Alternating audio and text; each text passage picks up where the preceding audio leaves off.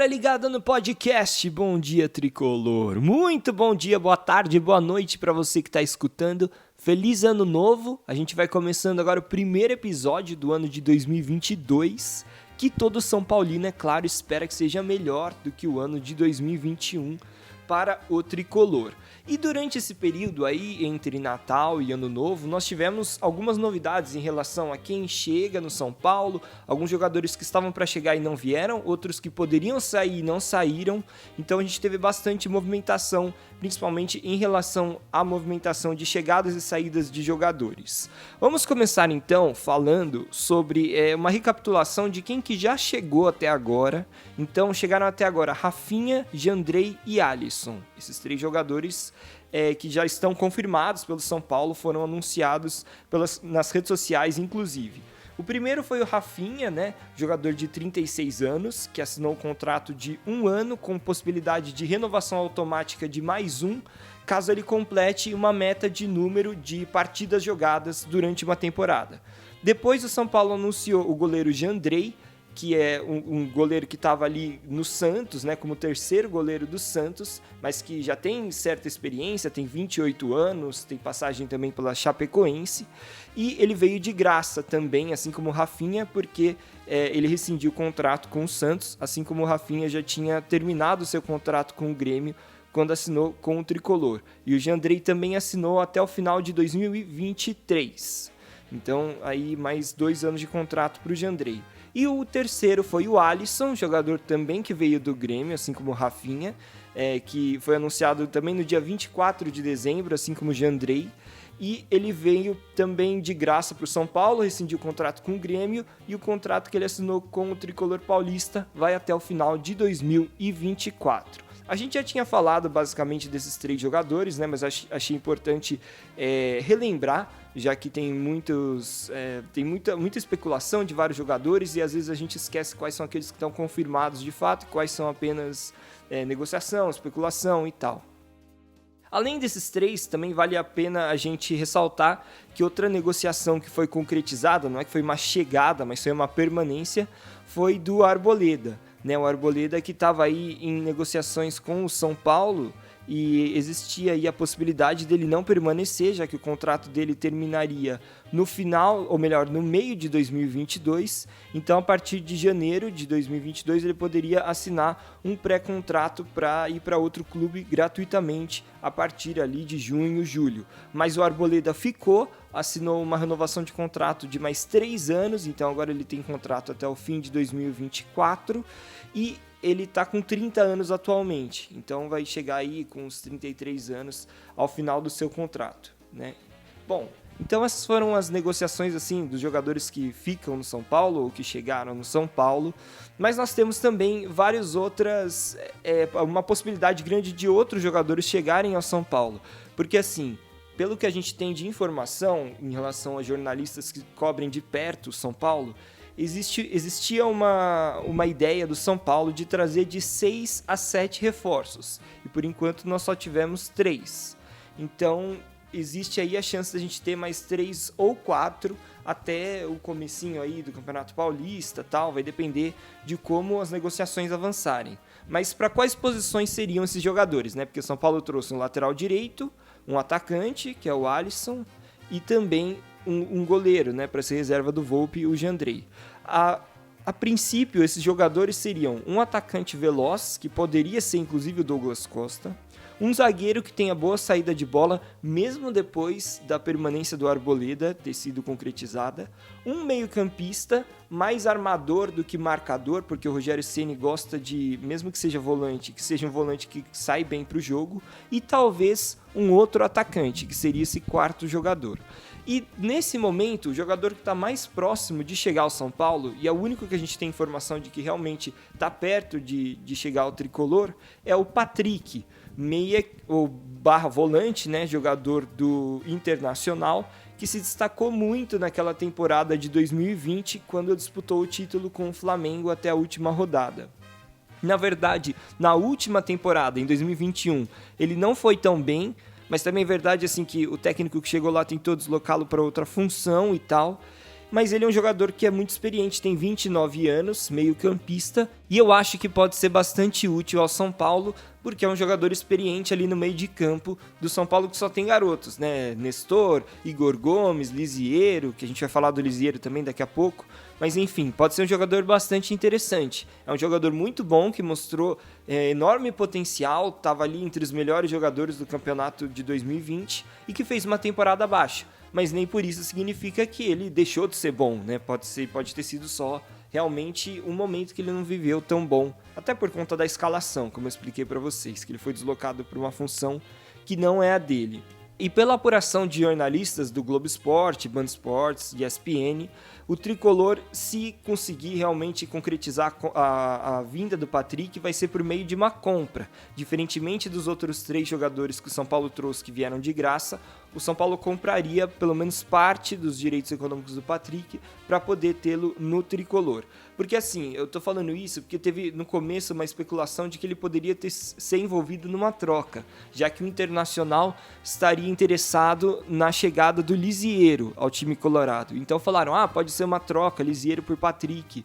Mas assim, não faria menor sentido financeiramente, ao meu ver, porque assim, o Lisiero tem 23 anos, tem mercado ainda no exterior, pode ser vendido e tal. O Patrick é um jogador muito bom, mas ele já tem 29 anos, então ele não é um cara que vai render muita grana ainda pro time do São Paulo, se ele viesse. Então não faria sentido financeiramente pro São Paulo essa troca, né, de um pelo outro. E essa possibilidade já foi descartada. Mas mesmo assim, ainda existe uma chance grande do Patrick vir ao São Paulo por meio da compra. Não é porque essa troca foi melada que ele não vem mais.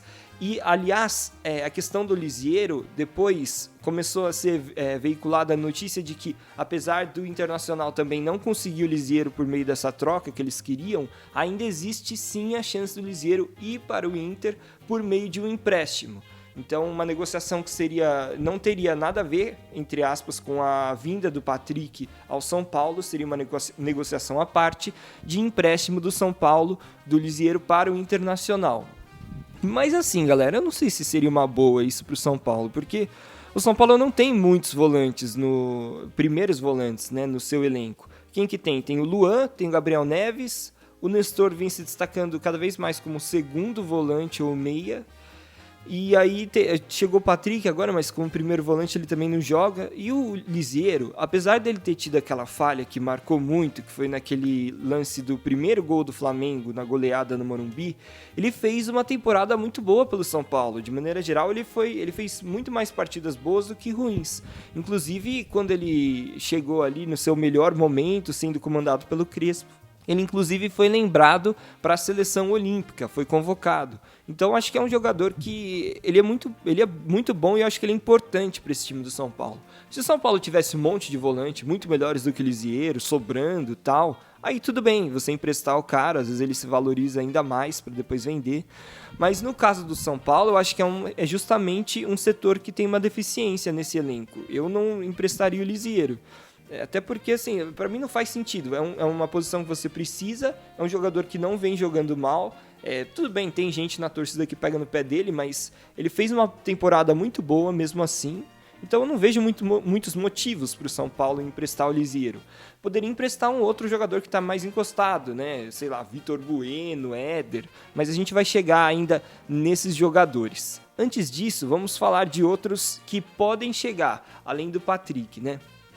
Outros dois que estão aí, que existe ainda uma possibilidade, uma que é um pouquinho maior é a do Douglas Costa, porque assim, o São Paulo ainda não desistiu do Douglas Costa, apesar das negociações terem dado uma esfriada. E a gente tem informação do repórter André Hernan de que o Douglas Costa, de que a diretoria do São Paulo vê ainda com otimismo a negociação para a vinda do Douglas. Mas, recentemente, a gente também teve a informação por parte do presidente do Grêmio que disse que o Douglas Costa manifestou a vontade de permanecer no Grêmio. Então, existe aí um impasse, né? Porque o São Paulo diz que está otimista para a chegada dele e, ao mesmo tempo, o atacante diz que quer ficar no time gaúcho. Então, vamos ter que esperar para ver no que vai dar essa negociação. E um outro jogador que ainda não foi descartado, mas que tem uma negociação muito complexa, é o Soteldo. Soteldo que joga lá no time do Canadá, Toronto, que disputa a Major League Soccer, a Liga Americana de Futebol, e que tem um salário astronômico. Então ele só viria para o São Paulo se de fato o Tricolor conseguisse algum tipo de investidor para bancar o salário dele, ou então conseguisse negociar ali para ficar pagando apenas uma parte pequena do salário do Soteldo. Também é importante a gente destacar a situação do Wesley Moraes. Não sei se vocês lembram, o Wesley é um jogador do West Ham que estava sendo especulado no São Paulo e no Palmeiras, mas no final ele acabou assinando com o Internacional. Então esse era um jogador que poderia chegar e vai acabar indo para o Internacional. Bom, vamos falar agora das saídas ou possíveis saídas do São Paulo. Vamos fazer uma recapitulação também, assim como a gente fez com quem chegou. Quem que já saiu ali no finzinho de ano, né? O Benítez foi embora, o William, meio de campo, porque estava em final de contrato, assim como o Benítez. Rodrigo Freitas, zagueiro da base, mais um em fim de contrato. O Rojas, que também só tinha contrato ali até novembro. E o Bruno Alves. O Bruno Alves, que é o único desses que tinha contrato ainda com o Tricolor, mas ele preferiu rescindir para acertar com o Grêmio. Vai jogar a Série B com o time gaúcho. E assim, galera, o Bruno Alves, eu acho até que... Eu não queria que o Bruno Alves saísse, não acho que ele estava sobrando tanto assim, porque eu lembro até que em certo momento da temporada de 2021, o Bruno Alves era o zagueiro do São Paulo que mais tinha jogado, mesmo sendo reserva. Porque ele é um cara que não se machuca, é um cara regular também, que na ausência de um dos zagueiros titulares do São Paulo, ele era sempre a primeira escolha. Então não acho que tenha sido assim, eu acho que ele é um jogador útil ao elenco. A não ser que o São Paulo esteja realmente pensando em contratar outros zagueiros, mas uma questão também que pesava contra ele é que ele é um cara que tinha um salário relativamente alto, né? Um cara que já estava há muito tempo no clube, então acabou sendo bom pro jogador, porque provavelmente no Grêmio ele vai jogar mais do que jogava no São Paulo. Mas volto a dizer, acho que o Bruno Alves é um jogador muito bom, sempre jogou muito bem no São Paulo, nunca teve problema de comportamento e tal, enfim, eu acho que o Grêmio vai ganhar bastante com essa transação, e o São Paulo, se realmente contratar um outro zagueiro muito bom, e se os zagueiros se mantiverem bem saudáveis ao longo do ano, talvez o Bruno não faça tanta falta assim. Outro que saiu, aí já no finalzinho do ano também, quase em 2022, foi o Lucas Perry, que foi emprestado ao Náutico, que era o primeiro goleiro da base, das categorias de base do São Paulo, e substituía o Thiago Volpi. E eu achei que foi bom para ele ganhar um pouco de rodagem, ainda mais porque o São Paulo trouxe um goleiro mais experiente para atuar quando o Volpi não estiver disponível ou para brigar pela titularidade com o Volpi, que é o goleiro Jandrei. Outro jogador que ainda não teve assim decretada a sua saída, mas que provavelmente não vai voltar ao São Paulo de empréstimo, é o zagueiro /volante Lucas Cal. O Lucas Cal era zagueiro na base do São Paulo, e aí o São Paulo o emprestou para vários times diferentes. O último foi o América Mineiro na temporada de 2021. Lá no América, o Lucas acabou se destacando como um volante improvisado. Foi ideia ali do técnico em atividade. E com isso até despertou um olhar interessante de vários torcedores do São Paulo, falando assim, pô, olha esse cara aí, ele pode ser volante no time do São Paulo, porque era um empréstimo, terminava no final do ano, então agora no início, né, de 2022 ele voltaria para ser avaliado pelo técnico Rogério Ceni para ver se ele seria utilizado ou não. Mas a informação que nós temos é de que o Rogério não conta com o Lucas Cal, né? Ele não interessa ao time do Rogério, então provavelmente o Lucas vai ser negociado de maneira definitiva para o América Mineiro. E aí a informação que a gente tem é que o América compraria parte dos direitos econômicos do jogador, mas o São Paulo ainda permaneceria com 40% dos direitos dele. Então, numa venda futura, o Tricolor ainda poderia arrecadar uma boa grana em relação ao percentual de venda total. Agora, tem um jogador que é um capítulo à parte, que é o Pablo, que aconteceu, as negociações com o Pablo aconteceram ali bem nessa época entre Natal e Ano Novo. O Pablo, todo mundo sabe que está meio encostado no São Paulo e sem moral. Inclusive, mesmo com o Rogério Ceni, agora no final de temporada de 2021, o Rogério preferiu escalar jogadores como Vitinho, Marquinhos, garotos, do que escalar o Pablo no ataque. e ali como atacantes principais tem outros mais importantes, tem o Rigoni, tem o Luciano, tem o Caleri. Então o Pablo foi perdendo cada vez mais o seu espaço dentro do time. E apareceu a possibilidade do Ceará ter o Pablo por empréstimo na temporada de 2022. Lembrando que o Pablo tem contrato com o São Paulo até o final de 2023. O contrato dele ia até 2022, mas aí ele alcançou uma meta de número de jogos em 21, que estendeu o contrato dele automaticamente para 23. Então, o Pablo tem aí mais 2 anos de contrato com o São Paulo, e ele tá em baixa com a torcida, tá em baixa com o técnico, tá sem espaço, não tá conseguindo mostrar o futebol que a gente esperava, né, quando ele foi contratado com tanta pompa, vindo do Atlético Paranaense. E aí surgiu essa possibilidade de empréstimo para o Ceará. Seria interessante para o Pablo, porque ele poderia aí conseguir talvez desenvolver seu futebol em novos ares, né, num ambiente que ele tem menos pressão, porque ele ainda não está queimado. Também ele ia atuar sob o comando do Thiago Nunes, que foi justamente o técnico que comandou aquele Atlético Paranaense na época em que o Pablo viveu o seu melhor futebol. E, enfim, acho que isso talvez fosse bom para o São Paulo também, porque eventualmente o Pablo, nesse novo cenário, poderia desenvolver, né, e aprimorar o seu futebol, mostrar o seu melhor futebol e voltar com um pouco mais de moral para o tricolor em 2023. Porém, já estava tudo meio que acertado entre São Paulo e Ceará, e a informação que a gente tem dos jornalistas é de que o Pablo não quis ir. Ele insistiu para ficar, né, ele não quis essa negociação, nem sabendo, mesmo sabendo que era só um empréstimo, né, que ele voltaria para o São Paulo, ele não quis não quis ir, né, não teve esse interesse. E assim, conhecendo o Pablo pelas entrevistas que ele dá, deixa entender que ele quer provar para o torcedor de São Paulo que ele é útil dentro do São Paulo. Então acho que ele tem esperança de que, não, nesse ano as coisas vão melhorar, eu vou conseguir mostrar meu futebol, conseguir meu espaço dentro do time e reconquistar a torcida. Porque assim, o Pablo, ele sempre foi um cara muito determinado. A gente não pode reclamar da atitude do Pablo dentro de campo, né?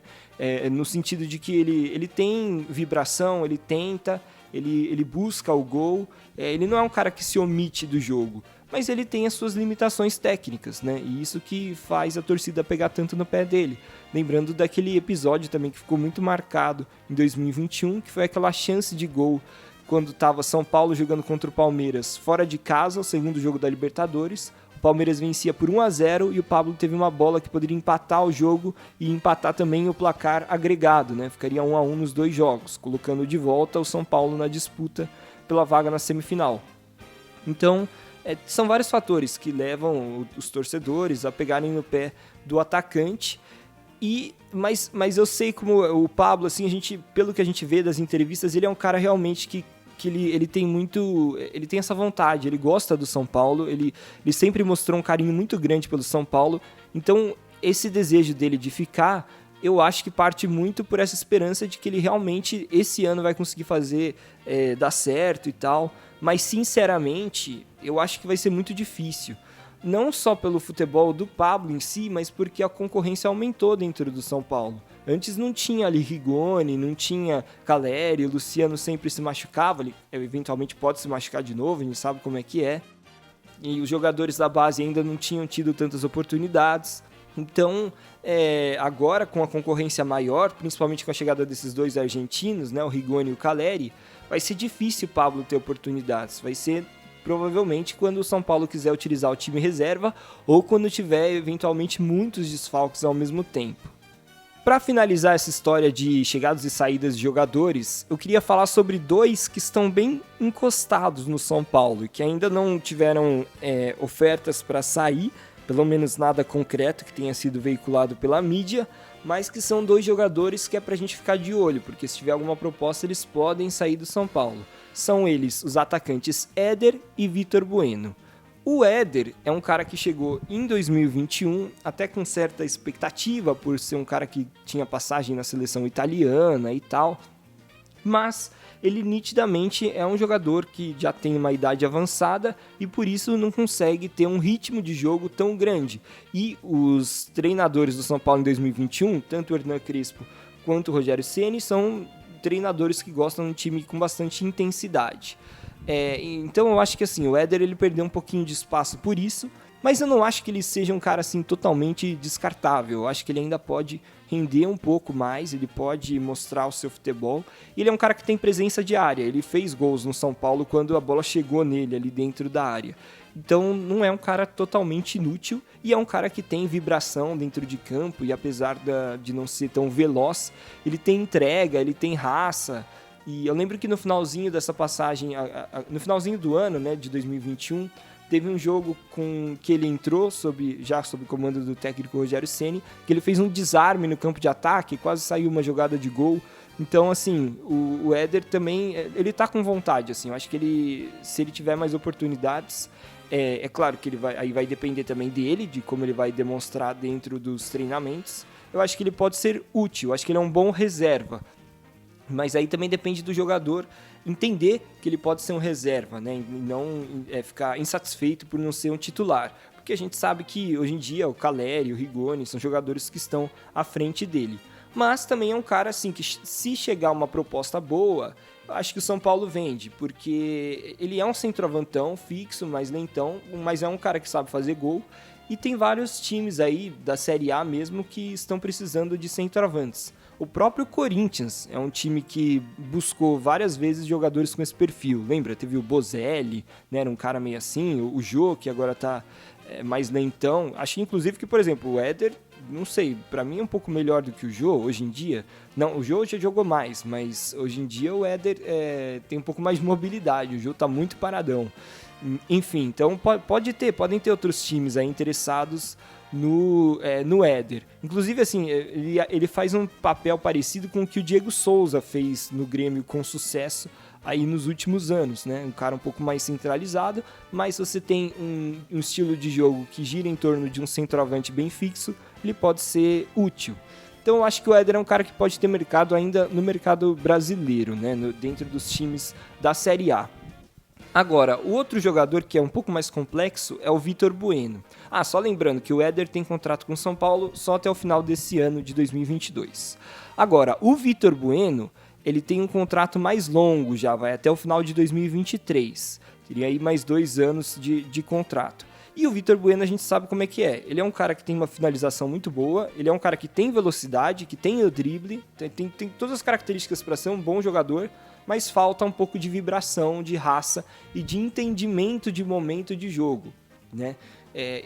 Eu também acho que ele, assim, tecnicamente falando, por exemplo, eu acho o Vitor Bueno melhor do que o Pablo.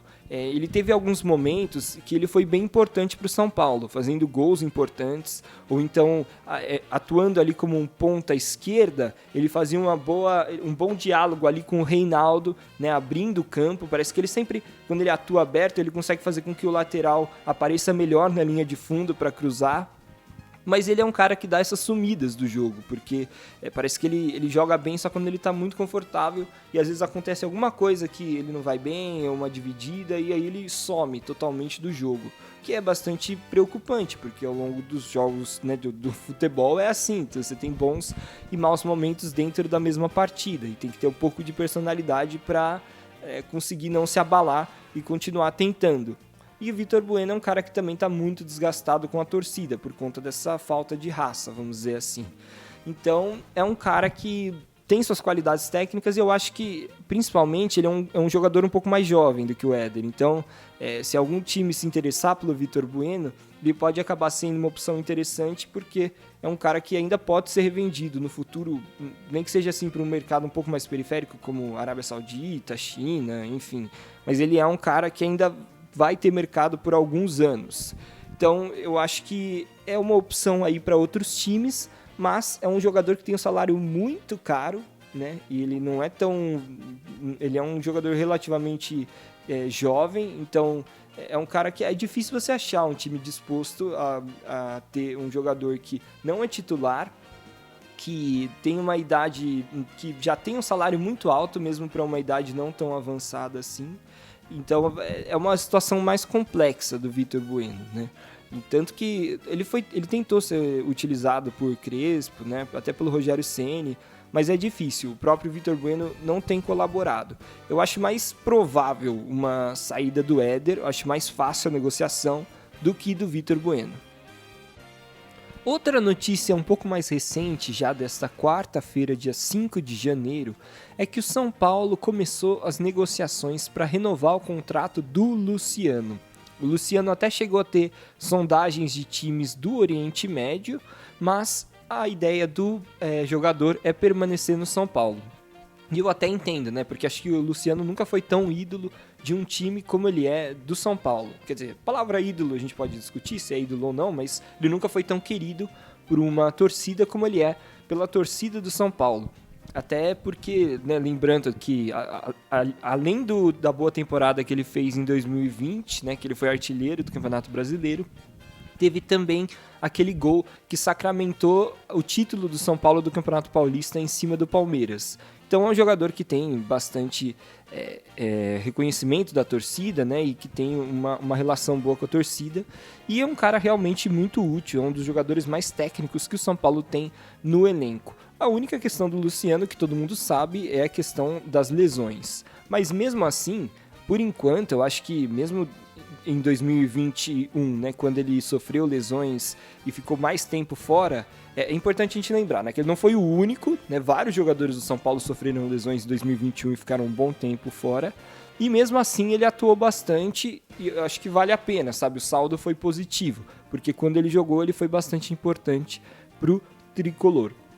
E é um cara de bastante personalidade, né? Algo que às vezes falta nesse time do São Paulo. É um cara que quando o time tá num jogo de mata-mata, sendo eliminado, como foi, por exemplo, naquele jogo entre São Paulo e Fortaleza, na Copa do Brasil, Luciano não se abate, ele fica inconformado, ele xinga no bom sentido, assim, né? Mas ele cobra os companheiros para que todo mundo, né, se anime, porque é um jogo decisivo e tal. É um cara que não abaixa a cabeça, e por isso é importante dentro do São Paulo. Então, agora tem esse momento, está rolando essa negociação, ao que tudo indica, pela vontade do Luciano de ficar e pela vontade do São Paulo de permanecer com ele, o atacante deve permanecer no time do São Paulo. A não ser que tenha uma oferta assim muito grande, mas assim de um valor astronômico, porque aí a gente sabe que o São Paulo também está numa situação financeira delicada. Então talvez aí nesse caso, né, aceitasse negociar o Luciano com algum clube do exterior. Para finalizar esse episódio, eu queria falar com vocês sobre uma campanha que o São Paulo está fazendo de arrecadação de mantimentos para as vítimas das enchentes que estão acontecendo na Bahia. O São Paulo começou uma campanha com vários ex-jogadores, né, Cicinho, Lugano, jogadores atuais também, Luciano e tal, nas redes sociais, para que as pessoas fossem até o Morumbi e deixassem lá mantimentos, que fossem alimentos, qualquer tipo de ajuda para as vítimas dessa catástrofe que está sendo as fortes chuvas no Nordeste e em especial na Bahia. E a campanha tem sido um sucesso, o São Paulo já conseguiu arrecadar, até a segunda-feira, dia 3 de janeiro, tinha arrecadado mais de 5 toneladas de doações de alimentos. E para quem estiver interessado, o São Paulo, dado que foi tanto sucesso assim de arrecadação, eles estenderam a campanha até a próxima segunda-feira, dia 10 de janeiro. Então, se você estiver aí em São Paulo, puder ajudar as vítimas dessas enchentes que estão acontecendo na Bahia, vão até o Morumbi. A informação que a gente tinha é que era no portão número 1, que estava aberto para doação de mantimentos, mas também chegando lá, como está acontecendo o dia todo essa arrecadação de mantimentos, certamente vai ter alguém para sinalizar, se for algum outro portão e tal. O importante é chegar lá e ajudar. E muito legal essa iniciativa do São Paulo e muito bacana, principalmente a mobilização que isso gerou de todos os torcedores do São Paulo e da comunidade para ajudarem essas pessoas que estão precisando tanto de ajuda nesse momento. Bom, pessoal, eram essas todas as informações que eu queria passar para vocês no episódio de hoje. Agradeço muito desde já por todos terem escutado até aqui. E vamos ficando de olho nas próximas notícias do São Paulo. Lembrando também que nessa quarta-feira se inicia a Copa São Paulo de Futebol Júnior. O São Paulo estreia contra o CSE de Alagoas, não o CSA, o CSE. E a gente vai ficar de olho, claro, também nas negociações, porque provavelmente o Patrick pode chegar, se vai chegar ou não, a gente vai descobrir num futuro próximo aí, provavelmente nessa quarta, quinta-feira, entre os dias 5 e 6 de janeiro. Mas a gente vai informando vocês também dessas notícias mais quentes no Instagram, que é @bomdiatricolor. Muito obrigado por escutarem, galera, e até a próxima.